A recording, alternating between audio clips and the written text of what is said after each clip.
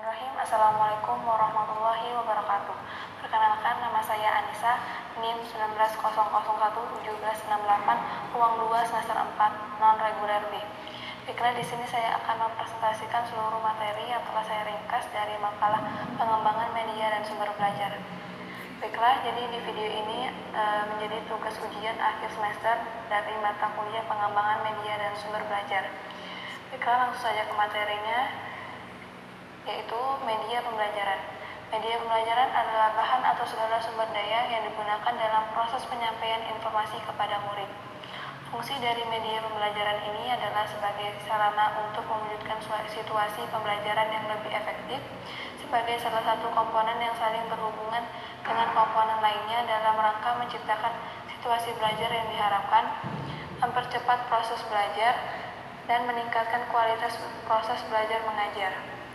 Adapun manfaatnya dari media pembelajaran yaitu penyampaian materi pelajaran dapat diseragamkan, proses pembelajaran menjadi lebih jelas dan menarik, proses pembelajaran menjadi lebih interaktif, efisiensi dalam waktu dan tenaga, dan meningkatkan kualitas hasil belajar pembelajar. Kriteria yang harus dipertimbangkan dalam pemilihan media pembelajaran yaitu ada tujuan penggunaan, sasaran pengguna media, karakteristik media, waktu, biaya, dan ketersediaan.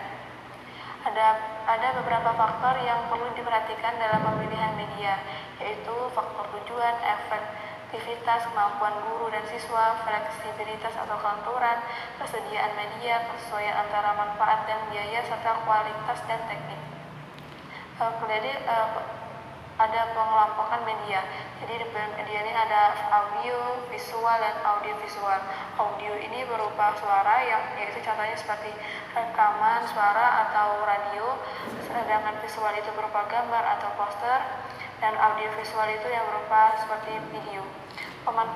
Selanjutnya yaitu pemanfaatan sumber belajar dalam pembelajaran.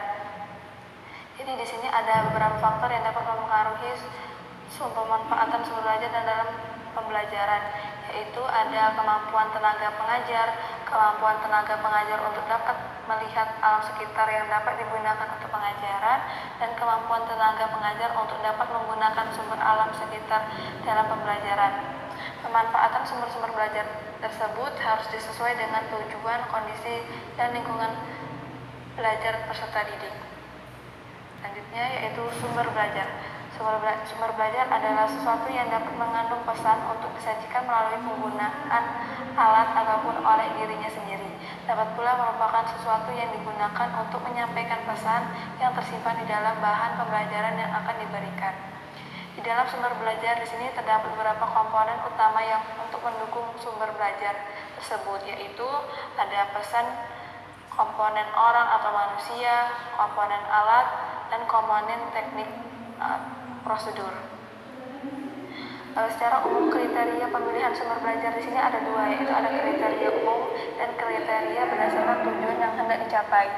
Manfaat dari sumber belajar di sini ada memberi pengalaman belajar secara langsung dan konkret kepada peserta didik, dapat menambah dan memperluas cakrawala sajian yang ada di dalam kelas, dapat memberikan informasi yang akurat dan terbaru, dapat membantu memecahkan masalah, dapat memberi motivasi. Pemanfaatan perpustakaan sebagai sumber belajar. Jadi pemanfaatan perpustakaan sebagai sumber belajar di sini sebagai pusat informasi, sebagai pusat inovasi, dan sebagai pusat sumber belajar. Selanjutnya yaitu fungsi dan manfaat dari laboratorium sebagai sumber belajar. Laboratorium di sini adalah tempat sekelompok orang yang melakukan berbagai macam kegiatan penelitian atau riset, pengamatan, pelatihan, dan pengujian ilmiah sebagai pendekatan antara teori dan praktik dari berbagai macam disiplin ilmu, yang menjadi salah satu sumber belajar yang berperan dalam penyampaian tujuan pembelajaran. Melalui kegiatan pembelajaran di laboratorium, siswa cenderung termotivasi untuk belajar dengan sungguh-sungguh dalam mempelajari sesuatu. Manfaat dari laboratorium yaitu sebagai sumber belajar dan mengajar sebagai metode pengamatan dan metode percobaan, serta sebagai prasarana pendidikan atau sebagai wadah dalam proses belajar mengajar. Selanjutnya itu evaluasi pembelajaran. Jadi evaluasi pembelajaran ini adalah proses untuk menentukan nilai pembelajaran yang dilaksanakan dengan melalui kegiatan pengukuran dan penilaian pembelajaran. Selanjutnya yaitu aplikasi media dalam pembelajaran pendidikan agama Islam atau PAI.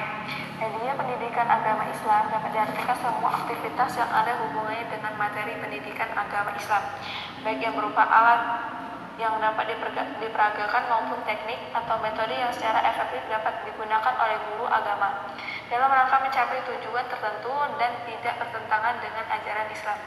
Tujuan dari penggunaan media pembelajaran PAI ini adalah supaya proses pembelajaran pendidikan agama Islam ini dapat berlangsung dengan baik. Dalam menerapkan media pembelajaran PAI ini harus dilakukan cara yang tepat dan praktis sesuai dengan kebutuhan peserta didik, sehingga dalam proses belajar mengajar dapat berjalan dengan efektif dan efisien. Selanjutnya yaitu komputer sebagai media pembelajaran. Komputer merupakan alat yang biasa dimanfaatkan sebagai media utama pembelajaran karena berbagai macam kemampuan yang dimilikinya. Di antaranya memiliki respon yang cepat secara virtual atau tampilan terhadap masukan yang diberikan siswa. Di samping itu juga komputer memiliki kemampuan yang lain, yaitu mengendalikan dan mengatur berbagai macam media dan bahan pelajaran seperti film, video, slide, dan informasi yang dapat dicetak. Selanjutnya yaitu pengembangan media pembelajaran model Azure. Jadi di sini terdiri dari beberapa langkah, yaitu mengidentifikasi karakteristik pembelajaran dan merumuskan tujuan pembelajaran. Sedangkan pengembangan media pembelajaran model Action yaitu merupakan akronim dari Access, Cost, Technology, Interactivity, Organization, dan Novelty. Dan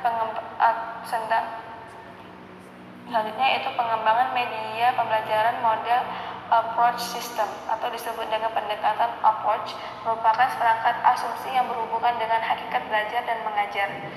Selanjutnya yaitu mekanisme produksi media pembelajaran. Nah, mekanisme produksi media pembelajaran ini sangat penting karena di sini guru tidak hanya dituntut untuk membuat atau mencari media yang sesuai dengan materi ataupun menarik sehingga siswa akan mudah memahami apa yang dijelaskan gurunya. Namun di sini juga guru juga harus bisa memproduksi media yang telah dibuatnya, baik itu berupa media visual, audio maupun audio visual. Baiklah, sekian saja yang dapat saya sampaikan. Syukran. Wassalamualaikum warahmatullahi wabarakatuh.